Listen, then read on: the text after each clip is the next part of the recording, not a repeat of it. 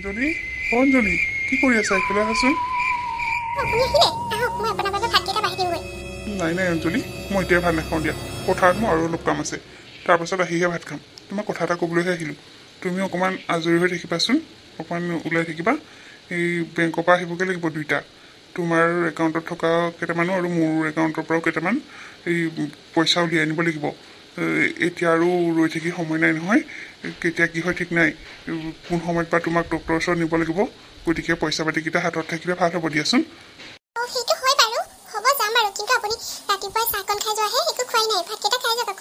নালাগে অ' কুঞ্জনী মই আহিয়ে খাম এতিয়া এতিয়াৰ পৰা আমি দুজনৰ ঠাইত তিনিজন হ'ম মই ডাবল কষ্ট কৰিব লাগিব তেতিয়াহে আমাৰ মইনাটোক ভালকৈ খোৱাব পিন্ধাব পাৰিম নে কি কোৱা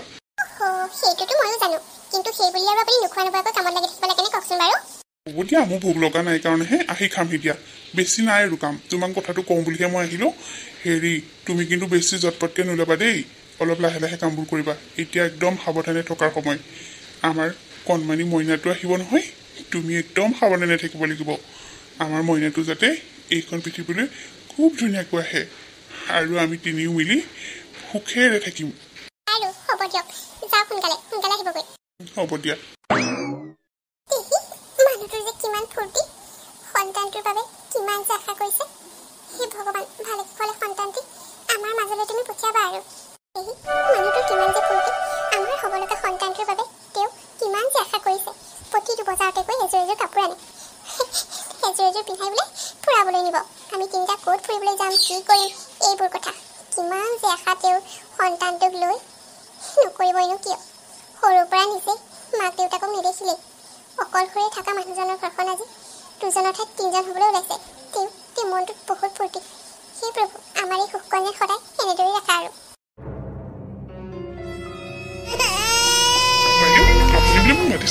কওকচোন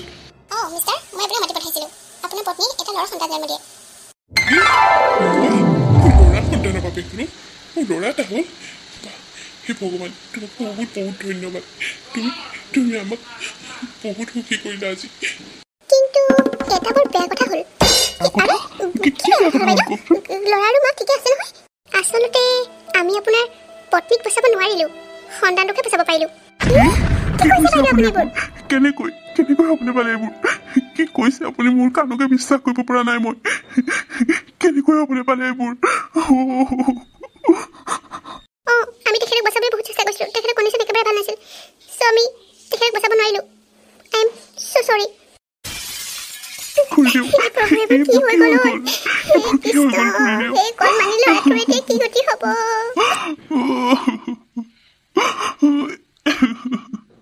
মাকৰ অবিহনে ল'ৰাটো এতিয়া কেনেকৈ ডাঙৰ হ'ব কি হৈ গ'ল এইবোৰ মোৰ জীৱনত কি আশা কৰিছিলো কি হৈ গ'ল এইবিলাক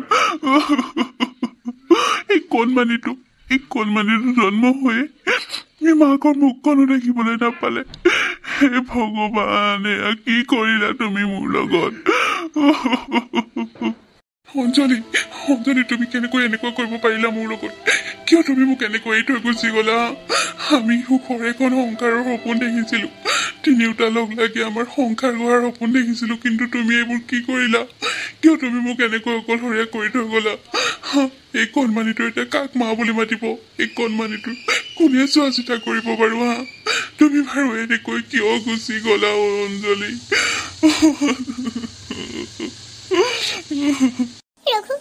ৰঘু তই নিজকে চম্ভাল কি কৰিবি হোৱাটো হৈ গ'ল এতিয়া এই সন্তানটোক লৈ ঘৰলৈ বল মাকৰ ভিতৰ দেহটো লৈ বল সকলোবোৰ কাম কৰিব লাগিব কি কৰিবি আৰু উপায় নাই ভগৱানৰ যি ইচ্ছা তাকেই হয় আমাৰ হাতত একো নাথাকে তই নিজকে ধৈৰ্য ধৰ এই সন্তানটোৰ মুখলৈ চাই নিজকে তই চম্ভাল কেনেকৈ চম্ভালো মই কেনেকৈ চম্ভালিম মই এতিয়া এই কণমানি পোৱালিটো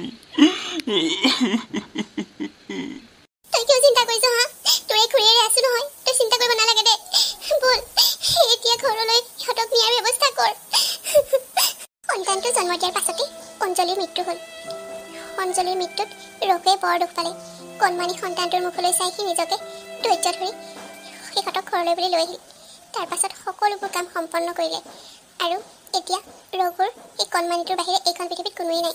সম্বন্ধীয় এগৰাকী খুৰীয়েকে ল'ৰাটো প্ৰতিপাল কৰিছে। এনেদৰে 6 মাহমান পাৰ হ'ল। এহি কিমান যে মৰম লগাটো হৈছে, গোটেইটো একেবাৰে অঞ্জলিৰ নিচিনাই দেখিবলৈ। খুৰীদেউ সি শুলে নেকি?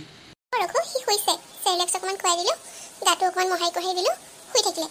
মই যাওঁ, তই ইয়াক চাবি। হ'ব দিয়ক খুৰীদেউ, বিচনাতে শুৱাই দিয়ক, মই চাই থাকিম তাক। ৰঘু তোক মোৰ কথা এটা ক'বলগীয়া আছে। চা, তই মোক ভুল নুবুজিবি কিন্তু। সদায়নো মই তহঁতৰ ঘৰত কেনেকৈ সি ইয়াক চাই থাকিমহি, আৰু ঘৰলৈও নিও মই তাক চাই থাকিব নোৱাৰোঁ। মোৰো ল'ৰা ছোৱালী আছে। এতিয়া সদায়নো মই কেনেকৈ বাৰু তহঁতৰ ঘৰত এইবিলাক কৰি থাকিমহি কচোন। ইমান দিনে তহঁতক বহুত মই কৰি দিলোঁ, ল'ৰাটো মই বহুত ডাঙৰ কৰিলোঁ। তই আকৌ মোক স্বাৰ্থপৰ বুলি নাভাবিবি। তোক মই এটা কথা কওঁ, তই নিজৰ বাবে নহ'লেও এই সন্তানটোৰ বাবে তই দ্বিতীয় বিবাহ কৰাৰ কথা ভাব। কি? নাই নাই, মই দ্বিতীয় বিবাহৰ কথা কেতিয়াও ভাবিব নোৱাৰোঁ। মই মোৰ সন্তানটো সেই এজনী বেলেগ মাকৰ হাতত তুলি দিব নোৱাৰোঁ।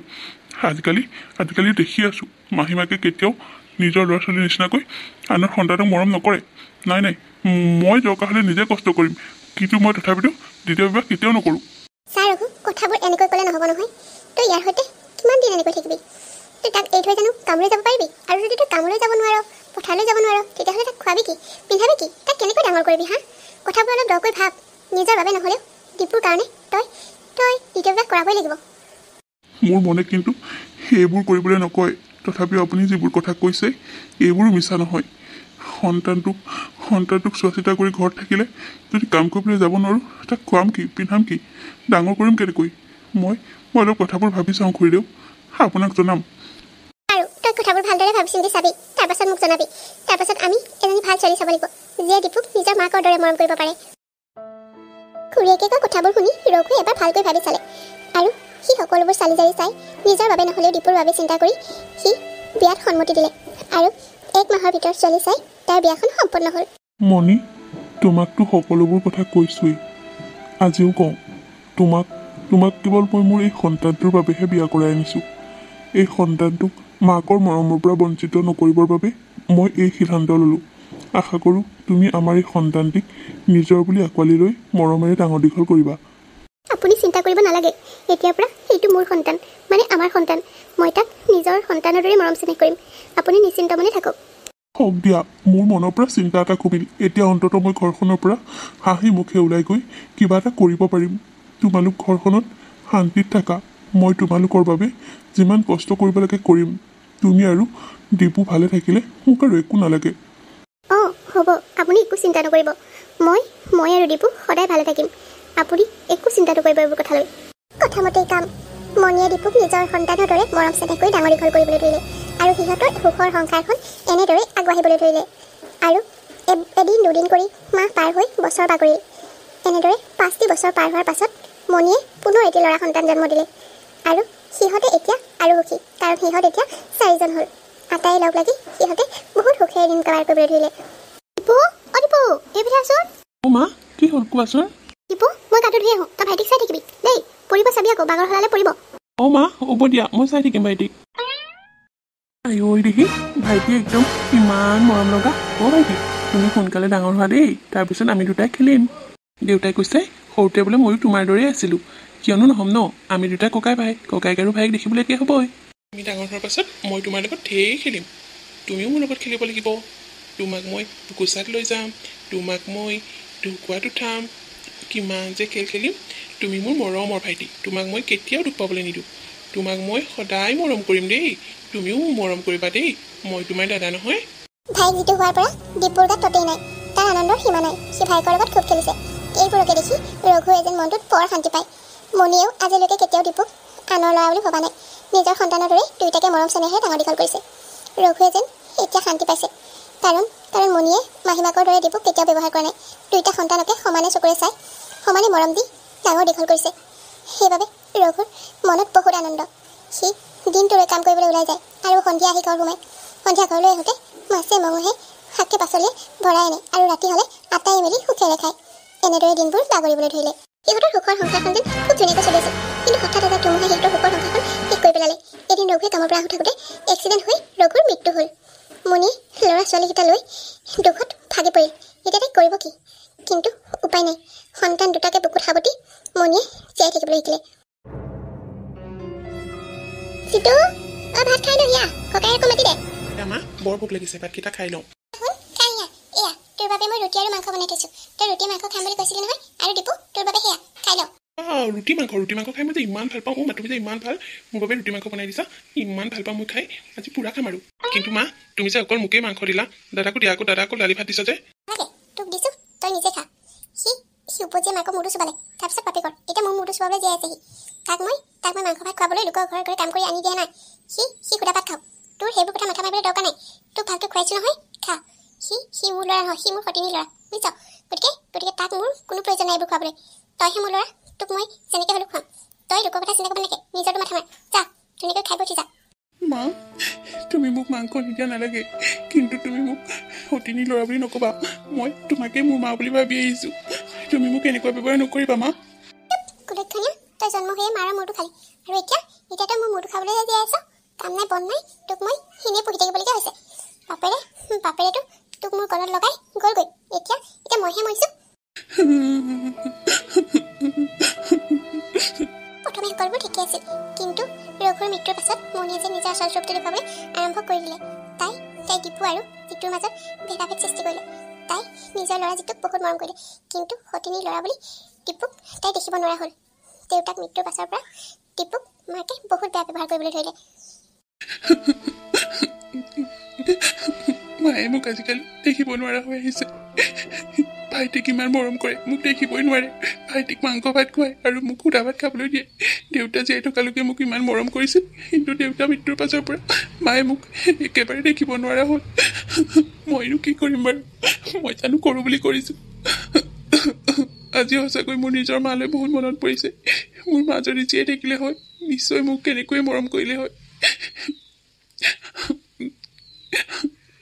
মায়ে মোক সদায় খোৱা বোৱাৰ সময়ত বহুত গালি পাৰে মায়ে ইনকাম কৰি আনে আৰু মই বহি বহি খাওঁ ময়ো কাইলৈৰ পৰা কামলৈ যাম কাম বিচাৰি যাম মই টকা ঘটি দিলে হয়তো মায়ে মোক মৰম কৰিব কাইলৈৰ পৰা মই এটা কাম বিচাৰি যাব লাগিব স্কুল ক্ষতি কৰি হ'লেও মই কাম কৰিবলৈ যাম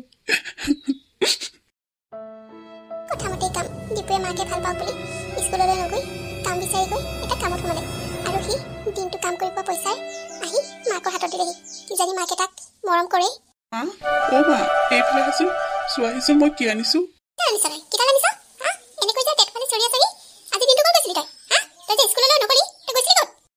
হয় মই আজি স্কুললৈ নগ'লোঁ আজি মই কাম এটা বিচাৰি গৈছিলোঁ কাম কৰিলোঁ আৰু দিনটো কাম কৰি পোৱা পইচা এয়া লৈ আহিছোঁ লোৱা তুমি মোক কোৱা নহয় মই ওপৰতে খাওঁ বুলি এয়া চোৱা মইতো ঘৰখনলৈ ইনকাম কৰি আনিছোঁ মা এয়া লোৱা বাহিৰত কাম কৰি টকা ঘটি আনিবি তই টকা ঘটিলে থাকিবলৈ পাবি এইখন ঘৰত নহ'লে এইখন ঘৰত তোৰ কোনো স্থান নাই তই নপঢ়িলেও হ'ব ভালদৰে ভাইক পঢ়াৰ চিন্তা কৰ তই ঘৰৰ বাহিৰত গৈ তই কাম কৰিবি আৰু এনেকৈ টকা ঘটি আনিবি তেতিয়াহে তই মোৰ পৰা ভাল মাত পাবি বুজিছ নহয় যাবি কাইলৈৰ পৰা কামলৈ যাবি সদায় যাবি তই হ'ব দিয়া মা তুমি যেনেকৈ কোৱা মই তেনেকৈয়ে মানিম তুমি মোক পঢ়িবলৈ নালাগে বুলি কৈছা মই নপঢ়োঁ দিয়া মই কাইলৈৰ পৰা ৰেগুলাৰ কামত যাম আৰু তুমি ভবাৰ দৰে ভাইটিকে ভালদৰে পঢ়োৱা সি অন্ততঃ কিবা এটা কৰিব পাৰিলেও আমি সকাহ পাম মই তাক পঢ়োৱাম মা মই কাম কৰিবলৈ যাম তুমি আৰু কাম কৰিবলৈ যাব নালাগে মা হ'ব দিয়া মা গাটো ধুই আহোঁগৈ বৰ ভাগৰ লাগিছে বৰ ভাল কাম কৰিলে এতিয়াৰ পৰা সি ইনকাম কৰি আনি দিব আৰু মই আৰু মোৰ ল'ৰাই ঘৰতে বহি খাম আৰে ইমান দিনে এইটো কথা মোৰ মনলৈ কিয় অহা নাছিল ইয়াকতো মই কামলৈ পঠাব পাৰোঁ এতিয়া অন্ততঃ সি নিজে এইটো কাম কৰিলে যেতিয়া এতিয়া আৰু চিন্তা নাই মই যিটোক ভালদৰে পঢ়ুৱাম আৰু এই ঘৰখন ভালদৰে চলাব লাগিব সি ইনকাম কৰিব আৰু আমি দুটাই আৰামত খাম দীপুৱে কাম কৰিবলৈ যোৱাৰ বাবে মণিয়ে বৰ ভাল পালে কাৰণ তাই এতিয়া বেলেগৰ ঘৰত কাম কৰিবলৈ নগ'লেও হ'ল দীপুৱে দিনৰ দিনটো কাম কৰি যিকেইটা টকা পায় সেইকেইটা আনি মাকৰ হাতত দেখি কিজানি তাক অকণমান মাকে মৰম কৰে কিন্তু নাই মাকে যেন টকা কেইটালৈহে চকু তাৰ প্ৰতি কোনো ঠাণ্ডা নাই তথাপিও সি কৰিবনো কি তাৰ নিজৰ বুলিবলৈ মাহীমাক মণি আৰু যিটো এইটো আছে সিহঁতৰ বেয়া ব্যৱহাৰবোৰক আওকাণ কৰি সি তাৰ নিজৰ কামত লাগি থাকে এনেদৰে সি যেন ঘৰখনৰ দায়িত্বৰ বোজা ল'বলৈ ধৰিলে আৰু এনেদৰে দিনবোৰ পাৰ হ'বলৈ ধৰিলে লাহে লাহে দীপু টেকা হ'ল এই বিশ্বকৰ্মা বাবা তুমি মোক আশীৰ্বাদ কৰিবা আজিৰ পৰা মই এইখন চলাবলৈ লৈছোঁ নিজৰ নহ'লেও আনৰ হ'লেও এইখন চলাই মই দুটকা ইনকাম কৰিব লাগিব কাৰণ মই মোৰ ভাইটিক পঢ়াব লাগিব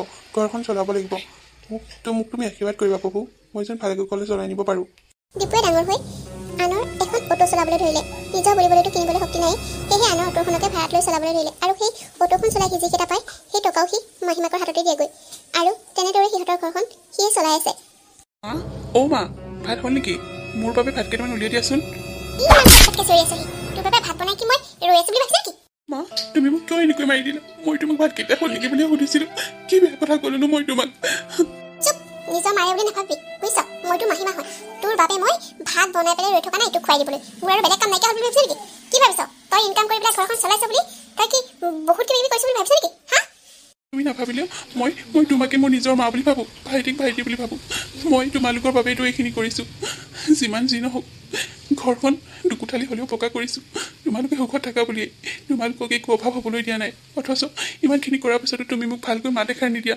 মই ইমানেই বেয়া নে মুখে উতৰিবলৈ নাহিবি বৰ ডাঙৰ কামটো কৰি বুলিছ তোৰ লগৰ একেলগৰ ল'ৰাই বাহিৰত কোম্পানীত চাকৰি কৰি ঘৰ একেবাৰে 5-6 কোঠালি বনাইছে তই সাধাৰণ দুকোঠালি ঘৰ বনাই নিজকে বৰ একেবাৰে মহাজন বুলি ভাবিবলৈ লৈছ নেকি নাই বাবা মা মই নিজকে কেতিয়াও মহাজন বুলি ভবা নাই আমি যিমানৰ মানুহ সিমানতে থাকোঁ মা মই তোমাক কি এনেকুৱা কষ্ট দিলোঁ কোৱা যাৰ বাবে তুমি মোক এষাৰ মৰমৰ মাত দিব নোৱাৰা তুমি ভালকৈ এষাৰ কথা নোকোৱা মোক ভাইটিক ইমান মৰম কৰা অথচ মোক মই ইমানখিনি কৰাৰ পিছতো তুমি মোক ভালদৰে মাত এষাৰ নিদিয়া কিয় মা কিয় মই ইমানেই বেয়া নে কথা ক'বলৈ নাহিবি তই সি নিজকে একেবাৰে বৰ মহাজনটো বুলি ভাবিছে তই নকলে মই জানো নহয় তোৰ কথাতে গম পাই সি ঘৰখন বহিছে বুলি প্ৰতিবাদ কৰিছে বুলি বৰ ডাঙৰ কামটো কৰিলেহি ঘৰটোৰ দুকোঠালি এটা বনাই সি নিজকে একেবাৰে বৰ ডাঙৰ মানুহ বুলি ভাবিবলৈ লৈছে তই এইখন ঘৰত নহ'লেও আমি চলিব পাৰিম বুজিছ তোৰ নিচিনা এটা কোনো দৰকাৰ নাই তই জন্ম হৈ মাৰ মূৰটো চুবাইছিলি আৰু তাৰপিছতে দেউতাৰ মূৰটো চুবালি এতিয়া সেই তই মোৰ মূৰটো চুবাবলৈ আছ যা এইখন ঘৰত তই নাথাকিলেও আমি থাকিব পাৰিম বুজিছ তোক চকুৰ আগত দেখাৰ লগে লগে মোৰ মূৰটো গৰম হৈ যায় তই এইখন ঘৰৰ পৰা ওলাই গ'লেও মই বেয়া নাপাওঁ কোনোদিন উভতি নাহিলেও মই ভাল পাওঁ বুজিছ তুমি মোক এনেকৈ ক'ব পাৰিলা মই এইখন ঘৰৰ পৰা ওলাই যাব লাগে মই ক'লৈ যাম মোৰ আৰু ক'ত ঘৰ আছে মা এইখনেইতো মোৰ ঘৰ মই এইখন ঘৰেৰে ক'ত যাম কোৱা তোমালোকক সেইটো মই ক'লৈ যাম বাৰু তুমি মোক ঘৰৰ পৰা উলিয়াই নিদিবা মা নালাগে এই কথাষাৰ মই বহুত দিনৰ পৰা তোক কম বুলি ভাবি আছিলোঁ তোৰ এইখন ঘৰত কোনো স্থান নাই বুজিছ তই এইখন ঘৰৰ পৰা ওলাই গ'লে মই সুখী হ'ম তই ভাইৰ আৰু মোক যদি সুখত থকাটো বিচাৰ তেতিয়াহ'লে এইখন ঘৰৰ পৰা ওলাই যা মোৰ ল'ৰাটো এতিয়া ডাঙৰ হৈছে সিও ইনকাম কৰিব পৰা হৈছে সি মোক যেনেকৈ খুৱাই মই তেনেকৈ শিকিম গতিকে তই ক'ত থাক কি কৰ যাব পাৰ বাপেৰে এইটো মাটি বাৰী নামত এটুকুৰা থৈ নগ'লেই সকলোবিলাক বেমাৰৰ নামত কিবা নামত মাৰৰ নামত খৰচ কৰি শেষে কৰিলে থাকিল মাত্ৰ ভেটিটোহে তাৰ বাহিৰেও আছে কি গতিকে তোক নোৱাৰো বেলেগত থাকিবলৈ কম ক'ত গতিকে তই এইখন ঘৰত থাকিব নোৱাৰ তোক মই আজি ভালে ভালে কৈ দিছোঁ ওলাই যা তই এইখন ঘৰৰ পৰা তই যি কৰ যেনেকৈ থাক য'তে যি হগৈ মোৰ কোনো প্ৰয়োজন নাই তই এইখন ঘৰৰ পৰা ওলাই যা মই তাতে সুখী হ'ম যদি তই মই সুখী হোৱাটো বিচাৰ যদি মোক এবাৰনো মা বুলি ভাবিছিলি তেতিয়াহ'লে এইখন ঘৰৰ পৰা তই ওলাই যা এতিয়া ওলাই যা হ'ব দিয়া মা তুমি যদি ভাবিছা মই এইখন ঘৰৰ পৰা ওলাই গ'লে তুমি সুখী হোৱা যদি মই তোমাক মা বুলি ভাবিছোঁ কাৰণে মই এইখন ঘৰৰ পৰা ওলাই যাব লাগে তাৰ যদি প্ৰমাণ দিব লাগে মই তেতিয়াহ'লে এইখন ঘৰৰ পৰা ওলাই যাম তুমি আৰু ভাইটি ভালদৰে থাকিবা মই আৰু কেতিয়াও নহওঁ মা তোমালোক সুখী হোৱা ৰক্ষাতেও ইমানতে যে সি ঘৰেৰে যাবলৈ বাধ্য হ'ব মই ভবাই নাছিলোঁ নহয় আৰে মোৰ কামটো দেখোন একেবাৰে সহজ হৈ গ'ল মোৰ আকৌ বৰ চিন্তা লাগিছিল সি এই ঘৰ দুৱাৰবোৰ বনাইছে বুলি কিজানি এইখন ঘৰ এৰি থৈ নাযাবই মোৰ ল'ৰাটোৰ এতিয়া কোনো চিন্তা নাই ইমান ধুনীয়াকৈ ঘৰখন হ'লেই যেতিয়া সি এতিয়া কিবা এটা কৰিব পাৰিলে টেনশ্যন নাই আৰু মই আকৌ এইবোৰ দুভাগ কৰিব লাগিব বুলি বিৰাট ভৰ খাই আছিলোঁ ইমানতে যে সি ওলাই গ'ল ৰক্ষাতেও মাকৰ কথা শুনি ডিপুৱে ঘৰেৰি যাবলৈ বাধ্য হ'ল যিখন ঘৰ সি ইমান কষ্ট কৰি সি বনালে সেইখন ঘৰ সি আজি এৰি থৈ যাব লগা হ'ল কিন্তু কি কৰিব উপায় নাই সি মাকৰ কথা শুনিয়ে সেইখন ঘৰৰ পৰা চিৰদিনৰ বাবে ওলাই গুচি গ'ল মাকে ঘৰৰ পৰা উলিয়াই দিয়াৰ বাবে ডিপুৱে দুখ মনেৰে পুনৰ সেই অটো চলাবলৈ বুলি ওলাই আহিল কি কৰিব তাৰ ভাগ্যত যেন সেইবোৰেই লিখা আছিল নিজৰ ভাগ্যকে দুখি সি পুনৰ অটো চলাই ভাড়া মাৰিবলৈ ওলাই আহিল ডেকা ল'ৰা এই ৰূপনগৰলৈ যাব লাগিছিল যাবানে বাৰু যাম ককা আহক উঠকি এইটো মই দাঙি লৈ যাম আপুনি উঠকি আহক ব'লা ডেকা ল'ৰা ব'লা অটোখন দিবলৈ যাম এতিয়া কিন্তু তাৰ পাছত মই থাকিম ক'ত মোকতো ঘৰলৈ যাবলৈ মায়ে মানা কৰিছে মই আজি ক'ত থাকিম আজি দাদাকে ক'ব লাগিব তেওঁলোকৰ ঘৰতে মোক ৰাখিবলৈ যাওঁ অটোখন দি থৈ দাদাক কথাবোৰ কওঁগৈ দুদিন এদিন দাদাহঁতৰ ঘৰত থাকিলেও মই কিবা এটা ব্যৱস্থা কৰিব লাগিব তাৰপাছত এইটো দেখোন যদি ককা যাবগৈ দেখোন বেগটো গাই দিয়ে থৈ গ'ল কি হ'ব এতিয়া মানুহজন মই চিনিও নাপালোঁ নহয় ক'ত বা ঘৰ কিবা কথা বেগটো এতিয়া কি হ'ব ইছৰাম বেগটোত চাগে প্ৰয়োজনীয় বস্তুৱে আছে কিজানি টকা পইচা আছে যদিও ঠিক নাই দেহি ককাজনে পাহৰি থৈ গ'ল ইছৰাম তেওঁ চাগে এতিয়া বৰ চিন্তাত পৰিছে নাই মই ককাজনক বিচাৰি উলিয়াবই লাগিব তেওঁৰ বেগটো মই ঘূৰাই দিব লাগিব নহ'লে বৰ বেয়া কথা হ'ব ক'ত বা লগ পাম এতিয়া মই য'তে লগ নাপাওঁ মই ককাজনক বিচাৰি হ'লেও এই বেগটো ঘূৰাই দিবই লাগিব। মালিকৰ ঘৰত থবলৈ গৈ মালিকক সেই বেগটো তাৰ বুলিয়ে ক'লে। সি দুদিনৰ বাবে মালিকৰ ঘৰতে থাকিবলৈ ঠাই অকণ বিচাৰিলে। সি ৰাতি বেগটো খুলি দেখিলে তাত বহু টকা আৰু কাপোৰ কানি আছে আৰু কিছুমান কাগজ পত্ৰও আছে। সি ধুনীয়াকৈ বেগটো আকৌ সামৰি থৈ দিলে আৰু পিছদিনাখন সি ৰাতিপুৱা শুই উঠিয়ে অটোখন লৈ ওলাই গ'ল আৰু সেই বুঢ়া মানুহজনক দেখে নেকি বুলি সি য'তে ত'তে বিচাৰিবলৈ ধৰিলে। এনেদৰে সি গোটেই দিনটো বিচাৰিলে, কিন্তু মানুহজনক লগ নাপালে। পিছদিনাখন পুনৰ তেওঁ আকৌ বিচাৰি গ'ল। পুনৰ পিছদিনাখন বিচাৰি গৈও সি ককাজনক নাপালে আৰু সি ককাজনক বেগটো ঘূৰাই দিবলৈ বুলি বিচাৰি ফুৰোঁতে ভাড়া মাৰিবলৈও নোৱাৰিলে, যাৰ বাবে মালিকে তাক গাড়ী চলোৱাৰ পৰা উলিয়াই দিলে। বেচেৰাই কি কৰিব, সেই বেগটো লৈ মালিকৰ ঘৰৰ পৰা ওলাই আহিল। সেই বাটে পথে সি ককাজনক বিচাৰি ঘূৰি ফুৰিবলৈ ধৰিলে। বেচেৰা দীপু কামৰ পৰা মালিকে উলিয়াই দিলে। বেচেৰাই দুখ মনেৰে ওলাই আহিল। হাতত বেগটো লৈ সি বুঢ়া মানুহজনক পাওঁ নেকি বুলি সি পুনৰ বিচাৰিবলৈ ধৰিলে। বহু সময় বিচাৰিও দীপুৱে সেই মানুহজনক লগ পোৱা নাছিল, কিন্তু হঠাতে এটা ডাঙৰ অট্টালিকাৰ সন্মুখত সি বুঢ়া মানুহজনক দীপুৱে দেখা পালে। দেখা পাই সি সেই ঘৰটোলৈ সোমাই আহিল। ককা তই সেই ড্ৰাইভাৰ ল'ৰাটো নহয়নে? হয় ককা, আজি 3 দিন ধৰি মই আপোনাক বহুত বিচাৰিছোঁ, কিন্তু মই আপোনাক বিচাৰি পোৱা নাছিলোঁ। কিন্তু আজি ভাগ্য ভাল, আপোনাক বিচাৰি পালোঁ। আপোনাৰ বেগটো মোৰ গাড়ীতে থাকি গৈছিল। মই আপোনাক দিবলৈ ইমান বিচাৰিছোঁ, কিন্তু আপোনাক পোৱা নাছিলোঁ। আজি ভাগ্য ভাল মোৰ, আপোনাক লগ পাই গ'লোঁ। তই মোক বেগটো ঘূৰাই দিবলৈ বিচাৰি আছিলি? ময়োতো 2 দিন ধৰি বেগটো বিচাৰি আছিলোঁ, কিন্তু আশা বাদ দিলোঁ। ভাবিছিলোঁ তই চাগে সেই বেগটো লৈ ক'ৰবাত পলালি, কিন্তু এয়া কি, তই মোৰ বেগটো ঘূৰাই দিবলৈ আহিছ? হয় ককা, মই আপোনাৰ বেগটো ঘূৰাই দিবলৈ আহিছোঁ। আমি দুখীয়া হ'ব পাৰোঁ, কিন্তু আমি লোকৰ বস্তুৰে কেতিয়াও আশা নকৰোঁ। এই বেগটো খুলি মই চাইছিলোঁ, ইয়াত আপোনাৰ বহুত কাগজ পাতি টকা পইচা আছে। আপোনাৰ কিমান প্ৰয়োজন হ'ব পাৰে সেই বিষয়ে মই ভালদৰে জানো। সেইবাবে মই আপোনাক বিচাৰি গোটেইখন চলাত কৰিলোঁ। আপোনাক এইকেইদিন বিচাৰি মই অটোখনৰ ভাড়া মৰা নাছিলোঁ। যিখন অটো মোৰ নিজৰ নহয়, বেলেগৰ আছিল। মালিকে 2 দিন পইচা দিব নোৱাৰাৰ বাবে মোক কামৰ পৰাও উলিয়াই দিলে। বাদ দিলোঁ, সেইবোৰ ভাগ্যৰ কথা। কিন্তু আপোনাক যে আজি বেগটো ঘূৰাই দিবলৈ পাম, তাৰ বাবে মোৰ মনটো কিন্তু বহুত ভাল লাগিছে। আজিৰ যুগতো এনেকুৱা মানুহ আছে? তই মোৰ এই টকা পইচাবোৰলৈ দেখোন পলাব পাৰিলি হয়, কিন্তু তই এনেকুৱা নকৰিলি। আৰু তই মোৰ বাবে মোক বিচাৰি মোক বেগটো ঘূৰাই দিবৰ বাবে এনেকৈ অটোখন চলোৱাৰ পৰা বঞ্চিত হ'বলগীয়া হ'ল। মালিকে তোক উলিয়াই দিলে। ৰাম ৰাম, বৰ বেয়া কথা হ'ল নহয় এইটো। হওক দিয়ক ককা, মোৰ লগত যি হয় একো আপত্তি নাই। কিন্তু আপোনাৰ টকাকেইটা কাগজ পত্ৰকেইখন নোপোৱা হ'লে আপোনাৰ বহুত ক্ষতি হ'ল হয়। মই আকৌ এটা কাম বিচাৰি পাম, কিন্তু আপোনাৰ এই টকা পইচাকেইটা নাপালে আপোনাৰ হয়তো বহুত ক্ষতি হ'ব। সেইবাবে মই মোৰ অটো চলোৱা কামটো যোৱাৰ বাবে বেয়া পোৱা নাই, মনত অকণ দুখো পোৱা নাই ককা। আজি মই বহুত সুখীহে হৈছোঁ আপোনাক যে মই বিচাৰি পালোঁ বেগটো ঘূৰাই দিবৰ বাবে। লওক ককা, এইটো আপোনাৰ বেগ। আপোনাৰ বেগত সকলোবোৰ বস্তু আছে নে চেকিং কৰি লওক, তাৰপাছত মই যাওঁগৈ। হ'ব দে বোপাই, মই বেগটো খুলি নাচালেও হ'ব। তই যে মোক বেগটো ঘূৰাই দিবলৈ আহিলি, তাতেই মই প্ৰমাণ পালোঁ ইয়াত সকলোবোৰ বস্তু আছে। সঁচাকৈ দেই, আজিৰ যুগত তোৰ নিচিনা মানুহ পোৱাটো বহুত টান। তই সদায় সুখী হৈ থাক বোপাই, তোক ভগৱানে মংগল কৰক। ধন্যবাদ ককা, আপুনি মোক ইমানখিনি আশীৰ্বাদ দিয়াৰ বাবে। কিন্তু ভগৱানে মোৰ কপালত সেইখিনি সুখ নিলিখিলেও ককা। নাই যে নাই, থাকিবলৈ এখন ঘৰ নাই, মাতিবলৈ মা দেউতা নাই। সেই ল'ৰাটোৰ কি সুখ হ'বনো? কি ভালে ৰাখিব ভগৱানে সেই ল'ৰাটোক, কওকচোন ককা। কি কৈছ তই? তোৰ থাকিবলৈও ঘৰ নাই? হা, তই এইবোৰ কি কৈছ?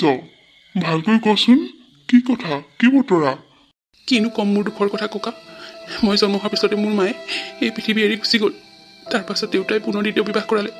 অলপ দিনৰ পাছত দেউতাও ঢুকাই থাকিল। দেউতা ঢুকোৱাৰ পাছত মোক মায়ে একেবাৰে দেখিব নোৱাৰা হৈ থাকিলে আৰু মোক ঘৰৰ পৰা উলিয়াই দিলে। মই সেই অটোখন চলাই ঘৰখন চলাই আছিলোঁ, কিন্তু মায়ে মোক ঘৰৰ পৰা উলিয়াই দিলে। আৰু সেইদিনাখন অটোখন চলাই আপোনাক উঠাই নিয়াৰ পাছত বেগটো লৈ আপোনাক দিবলৈ ঘূৰি বিচাৰি ফুৰোঁতে মই এটকাও ইনকাম কৰিব নোৱাৰিলোঁ 2 দিন ধৰি। সেইবাবে মালিকেও মোক উলিয়াই দিলে। সেয়াই মোৰ অৱস্থা ককা। মোৰ এতিয়া না ঘৰ বাৰী আছে, না মা দেউতা আছে, না কোনোবা আপোন আছে, কোনো নাই মোৰ জীৱনত। ক'ত যাম, কি কৰিম, মই একো নাজানো। কি তোৰ লগত ইমানবোৰ কাহিনী হৈ গ'ল? হা, তই ইমান কষ্ট কৰি ঘৰখন চলোৱাৰ পিছতো মাহীমাৰে তোক ঘৰৰ পৰা উলিয়াই দিলে? ৰাম ৰাম, বৰ বেয়া কথা হ'ল দেই। এনেকুৱাও মানুহ থাকেনে বাৰু? শুন, তই চিন্তা নকৰিবি আৰু আজিৰ পৰা নিজকে নিথৰুৱা বুলি নকবি। তই মোৰ ঘৰত থাকিবি। আজিৰ পৰা এইখন তোৰ ঘৰ। তই চিন্তা নকৰিবি। তোৰ দৰে তোৰ দৰে এটা বিশ্বাসী ল'ৰাক মই মোৰ ঘৰখন তাৰ দায়িত্ব দি থৈ যাব পাৰিলে মই শান্তিত মৰিব পাৰিম। ককা আপুনি এইবোৰ কি কৈছে? আপোনাৰ ঘৰত মই নিজৰ ঘৰ বুলি ভাবিব লাগে? মানে আপুনি কি কৈছে এইবোৰ ককা? আপোনাৰ ঘৰত আৰু কোনো নাই নেকি? মোৰো বহুত দুখৰ কাহিনীও বোপাই। জীৱনটোত ঢেৰ ধন টকা পইচা ঘটিলোঁ, কিন্তু এটা সন্তানৰ মুখ নেদেখিলোঁ। এইটো দুখতে মোৰ পতি বহুত সোনকালে ঢুকাই থাকিল। সেই যে ঘৰটো দেখিছ, এইটোত এতিয়া মই একমাত্ৰ মানুহ। এই ঘৰটোতে মৰি মৰি জীয়াই আছোঁ। কি কৰিবি, উপায় নাই। মই ভাবিছিলোঁ এই ঘৰখন মই কোনোবা অনাথ আশ্ৰমক দান কৰি থৈ যাম, কিন্তু ভগৱানে তোক মোৰ ওচৰলৈ পঠিয়াওঁ বুলিয়ে পঠিয়াইছে। তোক মই এইখন ঘৰৰ মালিক কৰি থৈ যাম। তই মোক মৃত্যুৰ সময়লৈকে মোক চালেই হ'ল। তই এইখন ঘৰৰ মালিক আজিৰ পৰা। তোৰ নামত মই সকলো কৰি থৈ যাম। তই বহুত ভাল ল'ৰা। তই বহুত বিশ্বাসী ল'ৰা। মই জানো তোৰ হাতত গতাই থৈ গ'লে মোৰ এই ঘৰখন খুব ধুনীয়াকৈ তই চাই থাকিব পাৰিবি। তই এইখন ঘৰ আজিৰ পৰা মালিক। আজিৰ পৰা তোৰ নামত মই সকলোবোৰ লিখি দিম। তই নিজকে আজিৰ পৰা অনাথ বুলি ভাবিব নালাগে। তই এইখন ঘৰৰ মালিক হবিও বোপাই। কি ককা আপুনি এইবোৰ কি কৈছে? মই এইখন ঘৰৰ মালিক? নাই নাই, এয়া কেনেকৈ সম্ভৱ হ'ব পাৰে? কেনেকৈ অসম্ভৱ হ'ব কচোন? হা, মই তোক ইচ্ছাৰে এই ঘৰ মাটি তোৰ নামত কৰি থৈ যাম। তই এটা বহুত ভাল ল'ৰা। তই তোৰ পুৰস্কাৰৰ মূল্য পাইছো বুলি ধৰি ল। তই এজন বৃদ্ধা মানুহক এনেকৈ সহায় কৰাৰ তোক মই এয়া পুৰস্কাৰ দিছো। তোৰ দৰে এটা অনাথ ল'ৰাক এই ঘৰখন দিয়া আৰু অনাথ আশ্ৰমক ঘৰখন দিয়া একেই কথা। আজিৰ পৰা মোৰ এই ঘৰখনৰ দায়িত্ব মই তোক দিলো। এই ঘৰখনৰ লগতে তই মোৰ চোৱা চিতা কৰিবিও বোপাই। ভগৱান, মই মোৰ কাণকে বিশ্বাস কৰিব পৰা নাই। মই সপোন দেখিছোঁ নে দিঠক আপুনি মোক এইখন ঘৰৰ মালিক কৰি থৈ যাব? হে ভগৱান, মই কেতিয়াও এইবোৰ আশা কৰা নাছিলোঁ। জীৱনত মাথো শান্তিৰে থাকিব বিচাৰিছিলোঁ। ঢেৰ ধন টকা পইচা মই বিচৰা নাছিলোঁ, কিন্তু আজি মোক ভগৱানে সকলো দিলে। হে ভগৱান, তোমাক বহুত বহুত ধন্যবাদ। ককা আপুনি চিন্তা নকৰিব, আপোনাক মই কেতিয়াও অকলশৰীয়া কৰি এৰি থৈ নাযাওঁ। আপোনাৰ মই শুশ্ৰূষা কৰিম, সদায় মই আপোনাৰ লগত থাকিম ককা। দীপুৰ দুখৰ কথা শুনি সেই অকলশৰীয়া মানুহজনে দীপুক সকলো সম্পত্তি দীপুৰ নামত কৰি দিলে। এতিয়া দীপু সেই ঘৰখনৰ মালিক। সি এতিয়া কোটি টকাৰ মালিক। এতিয়া সি বহুত সুখী। বন্ধু বান্ধৱীসকল, আজিৰ কাহিনীটো ইমানতে শেষ হ'ল। আপোনালোকে বাৰু আজিৰ কাহিনীটো চাই কেনেকুৱা পালে? যদিহে ভাল পালে তেতিয়াহ'লে প্লিজ লাইক কৰিব, কমেণ্ট কৰিব আৰু শ্বেয়াৰ কৰিব। আৰু যিসকলে মোৰ চেনেলটো এতিয়া ছাবস্ক্ৰাইব কৰা নাই তেওঁলোকে প্লিজ চেনেলটো ছাবস্ক্ৰাইব কৰি কাষতে থকা বেল আইকনটো প্ৰেছ কৰিবলৈ একেবাৰে নাপাহৰিব। আৰু আপোনালোকে প্লিজ কমেণ্ট এটা কৰি জনাবলৈ নাপাহৰিব কিন্তু। আৰু লগতে আপোনালোকৰ বন্ধু বান্ধৱীলৈ এই ভিডিঅ'টো শ্বেয়াৰ কৰি দিব। পুনৰ এটি ধুনীয়া কাহিনীৰ সৈতে আপোনালোকক আকৌ লগ পাম। ধন্যবাদ।